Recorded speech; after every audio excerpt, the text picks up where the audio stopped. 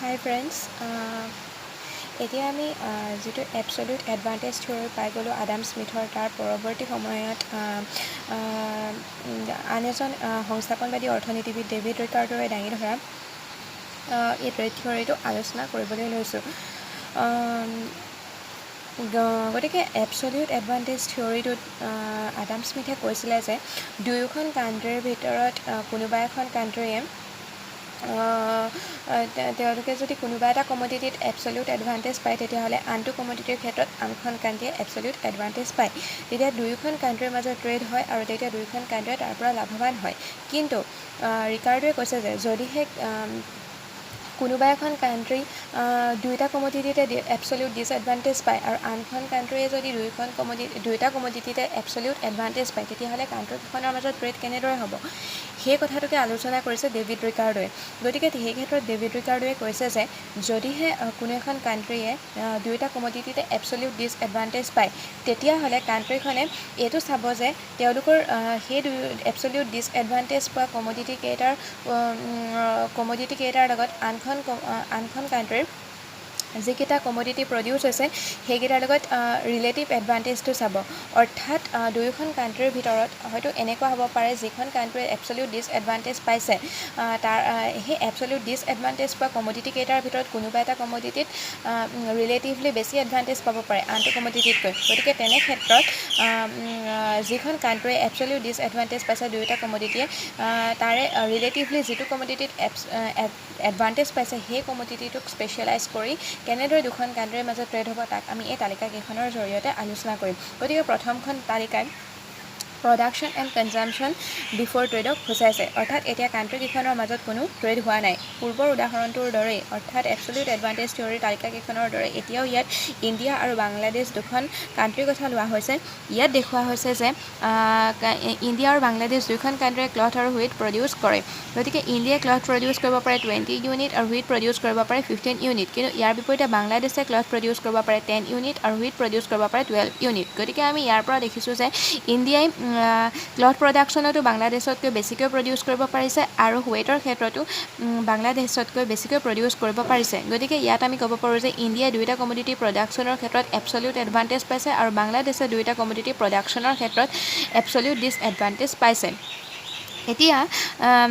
কাণ্ট্ৰিকেইখনৰ মাজত ট্ৰেড কেনেদৰে হ'ব তেনে ক্ষেত্ৰত বাংলাদেশে যিহেতু এবছলিউট ডিছএডভান্টেজ পাইছে দুয়োটা কমডিটিতে তেনে ক্ষেত্ৰত বাংলাদেশে চাব যে তেওঁলোকৰ দুয়োটা কমডিটিৰ ভিতৰত কোনটোত ৰিলেটিভলি তেওঁলোকে এডভান্টেজ পাইছে। গতিকে ইয়াত আমি দেখিছোঁ যে 10 আৰু 12ৰ ভিতৰত 12টো বেছি। অৰ্থাৎ তেওঁলোকে হুইট প্ৰডাকশ্যনত ৰিলেটিভলি বেছি এডভান্টেজ পাইছে। গতিকে এতিয়া কি কৰিব তেওঁলোকৰ যিমানখিনি লেবাৰ বা আন ফেক্টৰ আছে সেই গোটেইখিনি তেওঁলোকে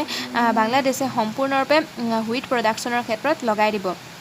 আৰু অন্যহাতে যদি আমি ইণ্ডিয়াৰ ক্ষেত্ৰত চাওঁ ইণ্ডিয়াই দুয়োটা কমডিটিতে এবছলিউট এডভান্টেজ পাইছে কিন্তু হুইটতকৈ ক্লথত ৰিলেটিভলি বেছি এডভান্টেজ পাইছে। গতিকে ইণ্ডিয়াইও কি কৰিব এতিয়া ক্লথ প্ৰডাকশ্যনৰ ক্ষেত্ৰত সম্পূৰ্ণৰূপে গোটেইখিনি ফেক্টৰ লগাই দিব। অৰ্থাৎ ইণ্ডিয়াই স্পেচিয়েলাইজ কৰিব ক্লথ প্ৰডাকশ্যনৰ ক্ষেত্ৰত আৰু বাংলাদেশে স্পেচিয়েলাইজ কৰিব হুইট প্ৰডাকশ্যনৰ ক্ষেত্ৰত। গতিকে এতিয়া স্পেচিয়েলাইজেশ্যন পিৰিয়ডটো আমি এখন তালিকাৰ জৰিয়তে চাম বা আন কথাত ক'বলৈ গ'লে কনজাম্পশ্যন আফটাৰ ট্ৰেডটো আমি প্ৰডাকশ্যন আফটাৰ ট্ৰেড চিটুৱেশ্যনটো আমি ইয়াত এখন তালিকাৰ জৰিয়তে চাম। গতিকে ইয়াত যিহেতু ইণ্ডিয়াই তেওঁলোকৰ আগতেই আমি ধৰি লৈছোঁ যে তেওঁলোকৰ যিমানখিনি লেবাৰ বা সমান পৰিমাণে ডিভাইড হৈ আছিলে দুয়োটা কমডিটি প্ৰডাকশ্যনৰ ক্ষেত্ৰত গোটেইখিনি ক্লথত লগাই দিলে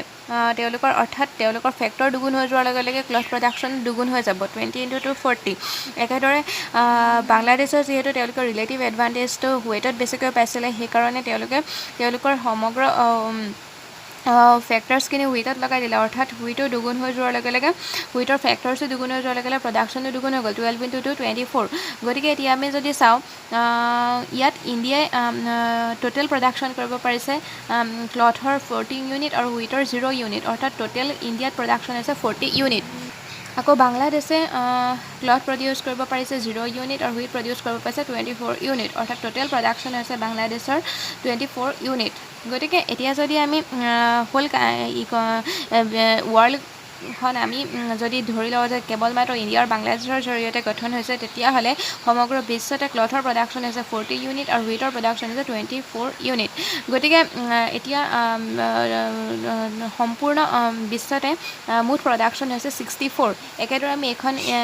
তালিকাৰ জৰিয়তে দেখিছিলোঁ ইণ্ডিয়াই প্ৰডিউচ কৰিছিলে 20 ইউনিট অফ ক্লথ আৰু 15 ইউনিট অফ ৱেইট অৰ্থাৎ টোটেল প্ৰডাকশ্যন হৈছিলে ইণ্ডিয়াত 35 আৰু বাংলাদেশত ক্লথ প্ৰডিউচ হৈছিলে 10 ইউনিট আৰু ৱেইট প্ৰডাকশ্যন হৈছিলে 12 ইউনিট গতিকে বাংলাদেশত টোটেল প্ৰডাকশ্যন হৈছিলে 20 ইউনিট কিন্তু যদি আমি বিশ্বতে চাওঁ তেতিয়াহ'লে সমগ্ৰ বিশ্বতে ক্লথ প্ৰডিউচ হৈছে 30 ইউনিট আৰু হুইট প্ৰডিউচ হৈছে 27 অৰ্থাৎ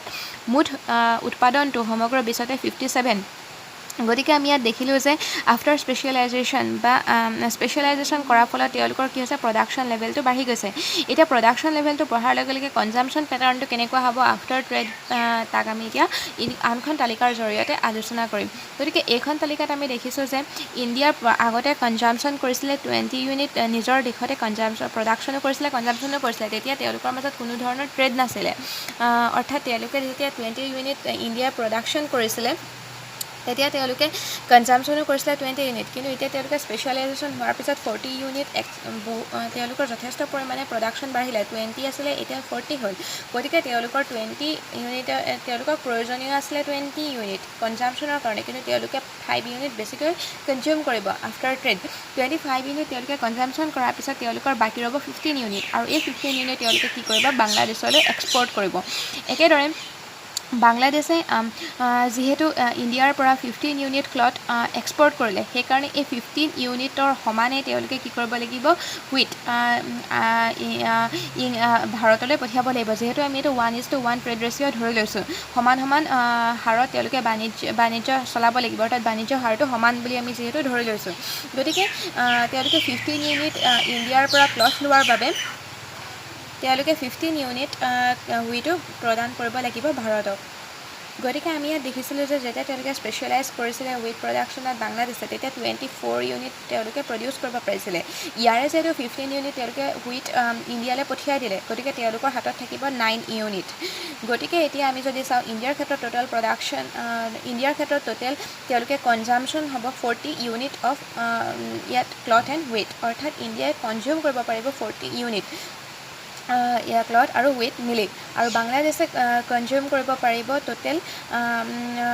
15 unit of cloth and 9 unit of wheat অৰ্থাৎ 24 আৰু যদি আমি সমগ্ৰ বিশ্বতে চাওঁ তেতিয়াহ'লে ক্লথৰ কনজাম্পশ্যন হ'ব 40 ইউনিট আৰু হুইটৰ কনজাম্পশ্যন হ'ব 24 অৰ্থাৎ সমগ্ৰ বিশ্বতে কনজাম্পশ্যন হৈছে 64 গতিকে ইয়াৰ প্ৰডাকশ্যন লেভেলটোক আৰু ইয়াৰ কনজাম্পশ্যন লেভেলটো আফটাৰ ট্ৰেড কেনেকুৱা হ'ব তাক সূচাইছে ইয়াত আফটাৰ ট্ৰেড প্ৰডাকশ্যন হ'ব 64 ইউনিট আৰু আফটাৰ ট্ৰেড ইয়াত কনজাম্পশ্যন হ'ব 64 ইউনিট গতিকে এনেদৰে আমি এখন এই তালিকাকেইখনৰ জৰিয়তে দেখিলোঁ কেনেদৰে দুখন কাণ্ট্ৰিৰ মাজত এখনে যদি সম্পূৰ্ণৰূপে এবছলিউট এডভান্টেজ পায় তেতিয়াও কাণ্ট্ৰিকেইখনে ট্ৰেড কৰি তেওঁলোকে লাভৱান হ'ব পাৰে অৱশ্যে তেনে ক্ষেত্ৰত তেওঁলোকে এবছলিউট এডভান্টেজটোৰ ওপৰত গুৰুত্ব নিদি তেওঁলোকে যিটো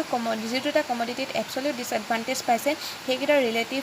ৰিলেটিভ এডভান্টেজটো চাই তেওঁলোকে ট্ৰেডত লিপ্ত হ'ব আৰু তেনেদৰে তেওঁলোকে লাভ আহৰণ কৰিব পাৰিব যিহেতু আমি ইয়াত দেখিছোঁ যে কাণ্ট্ৰি এ আৰু ইণ্ডিয়া আৰু বাংলাদেশ দুয়োখন কাণ্ট্ৰিৰে কনজাম্পশ্যন আৰু প্ৰডাকশ্যন গেইন হৈছে পূৰ্বতে তেওঁলোকৰ প্ৰডাকশ্যন আৰু কনজাম্পশ্যন আছিলে 35 কিন্তু এতিয়া তেওঁলোকৰ প্ৰডাকশ্যন হ'ল 40 একেদৰে কনজাম্পশ্যনো হ'ল 40 একেদৰে বাংলাদেশৰ কনজাম্পশ্যন আৰু প্ৰডাকশ্যন লেভেল আছিলে বা ইউনিট আছিলে 22 কিন্তু আফটাৰ ট্ৰেড কি হ'ল তেওঁলোকৰ প্ৰডাকশ্যনো 24 হ'ল আৰু কনজাম্পশ্যনো সেইমতে 34 হ'ল আৰু টোটেল প্ৰডাকশ্যন যদি সমগ্ৰ বিশ্বতে চাওঁ আৰু কনজাম্পশ্যন চাওঁ তেতিয়াহ'লে 57 আছিলে কিন্তু আফটাৰ ট্ৰেড তেওঁলোকৰ কি হ'ল প্ৰডাকশ্যন বাঢ়িলে 64লৈ আৰু কনজাম্পশ্যন বাঢ়িলে 64লৈ এনেদৰে আমি ডেভিড ৰিকাৰ্ডৰ দাঙি ধৰা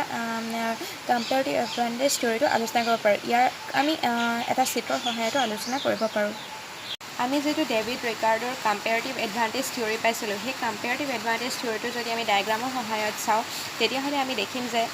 ইয়াত দুডাল প্ৰডাকশ্যন পচিবিলিটি কাৰ্ভ লাইন লোৱা হৈছে PL আৰু EG ইয়াৰে PLডাল হৈছে কাণ্ট্ৰি ইণ্ডিয়াৰ প্ৰডাকশ্যন পচিবিলিটি কাৰ্ভ আৰু EGডাল হৈছে বাংলাদেশৰ প্ৰডাকশ্যন পচিবিলিটি কাৰ্ভ যিহেতু আমি জানো যে ইণ্ডিয়াই দুয়োটা কমডিটিতে এবছলিউট এডভান্টেজ পাইছিলে আৰু অন্যহাতে বাংলাদেশে দুয়োটা কমডিটিতে এবছলিউট ডিছএডভান্টেজ পাইছিলে অৰ্থাৎ ক্লথ আৰু ৱেইট দুয়োটা প্ৰডাকশ্যনতে বাংলাদেশৰ প্ৰডাকশ্যন লেভেল আছিলে 10 আৰু 12 আৰু অন্যহাতে ইণ্ডিয়াৰ আছিলে 20 আৰু 15 অৰ্থাৎ ইণ্ডিয়াৰ প্ৰডাকশ্যন পচিবিলিটিটো বেছি আছিলে গতিকে এই প্ৰডাকশ্যন পচিবিলিটি কাৰ্ভকেইডালৰ পৰা আমি দেখিছোঁ যে ইণ্ডিয়াই ক্লথ প্ৰডিউচ কৰিব পাৰে OL অফ এমাউণ্ট আৰু হুইট প্ৰডিউচ কৰিব পাৰে OP এমাউণ্ট। অন্যহাতে বাংলাদেশে ক্লথ প্ৰডিউচ কৰিব পাৰে OG এমাউণ্ট আৰু হুইট প্ৰডিউচ কৰিব পাৰে OE এমাউণ্ট। এতিয়া যদি আমি PLৰ সমান্তৰালভাৱে ER লাইনডাল ড্ৰ কৰোঁ তেতিয়াহ'লে আমি এই ERডালক যদি আমি ইণ্টাৰনেশ্যনেল প্ৰাইচ লাইন বুলি ধৰোঁ তেতিয়াহ'লে আমি দেখিম যে ইণ্ডিয়াই ক্লথ এক্সপৰ্ট কৰিব বাংলাদেশলৈ আৰু তাৰ সলনি ইণ্ডিয়াই বাংলাদেশৰ পৰা হুইট ইম্পৰ্ট কৰিব। কিয়নো ইণ্ডিয়াই যিহেতু দুয়োটা কমোডিটি এবছলিউট এডভান্টেজ পাইছিলে, অৰ্থাৎ ইণ্ডিয়াৰ আছিলে 20 and 15, অৰ্থাৎ 20 আৰু 15 প্ৰডিউচ কৰিব পাৰিছিলে আৰু অন্যহাতে বাংলাদেশে প্ৰডিউচ কৰিব পাৰিছিলে 10 and 12। এতিয়া যদি ইণ্ডিয়াই এইটো আমি ক্লথ ধৰিছোঁ আৰু এইটো আমি হুইট ধৰিছোঁ, গতিকে ইয়াৰ পৰা আমি দেখিছোঁ যে ইণ্ডিয়াই হুইটতকৈ ক্লথত বেছি এবছলিউট এডভান্টেজ পাইছিলে আৰু অন্যহাতে বাংলাদেশে দুয়োটা কমোডিটিতে এবছলিউট ডিছএডভান্টেজ পাইছিলে, যিহেতু ইয়াত 21 আৰু 15তকৈ 10 আৰু 12 দুয়োটাই সৰু। কিন্তু আমি এতিয়া চাম বাংলাদেশে এই যিকেইটা এবছলিউট ডিছএডভান্টেজ পাইছে সেইকেইটাৰ ভিতৰত কমকৈ ডিছএডভান্টেজ কোনটোত পাইছে? বাংলাদেশে কমকৈ ডিছএডভান্টেজ পাইছে হুইট প্ৰডাকশ্যনৰ ক্ষেত্ৰত, কিয়নো বাংলাদেশে ক্লথতকৈ হুইট অলপ হ'লেও বেছিকৈ প্ৰডিউচ কৰিব পাৰিছে। গতিকে এতিয়া আমি ক'ব পাৰোঁ যে ইণ্ডিয়াই স্পেচিয়েলাইজ কৰিব ক্লথ প্ৰডাকশ্যনত আৰু বাংলাদেশে স্পেচিয়েলাইজ কৰিব হুইট প্ৰডাকশ্যনত। সেইকাৰণে এতিয়া এই ER প্ৰাইচ লাইনডালৰ মতে, ইণ্টাৰনেশ্যনেল প্ৰাইচ লাইনডালৰ মতে ইণ্ডিয়াই OR এমাউণ্ট ক্লথ এক্সপৰ্ট কৰিব পাৰিব আৰু অন্যহাতে যিটো OG এমাউণ্টতকৈ বেছি, যিটো পূৰ্বৰ বাংলাদেশৰ প্ৰডাকশ্যন পচিবিলিটি কাৰ্ভৰ মতে OGতকৈ ORৰ পৰিমাণ বেছি, অৰ্থাৎ ইণ্ডিয়াই OR এমাউণ্ট এক্সপৰ্ট কৰিব পাৰিব আৰু ইয়াৰ সলনি ইণ্ডিয়াই যিহেতু ক্লথ প্ৰডাকশ্যনৰ ক্ষেত্ৰতে স্পেচিয়েলাইজ কৰিছে সেইকাৰণে প্ৰয়োজন হোৱা হুইট ইণ্ডিয়াই বাংলাদেশৰ পৰা আনিব লাগিব আৰু বাংলাদেশে যিহেতু কমকৈ ডিছএডভান্টেজ পাইছে হুইটত, সেইকাৰণে হুইটত স্পেচিয়েলাইজ কৰাৰ ফলত হুইট এক্সপৰ্ট কৰিব পাৰিব ইণ্ডিয়ালৈ OE এমাউণ্ট। গতিকে আমি ক'ব পাৰোঁ যে ইণ্ডিয়াৰ এক্সপৰ্ট হ'ব OR এমাউণ্ট আৰু হুইট হ'ব OE এমাউণ্ট। এনেকৈ আমি ডেভিড ৰিকাৰ্ডৰ কম্পেয়াৰেটিভ এডভান্টেজ থিয়ৰীটো বুজিব পাৰোঁ।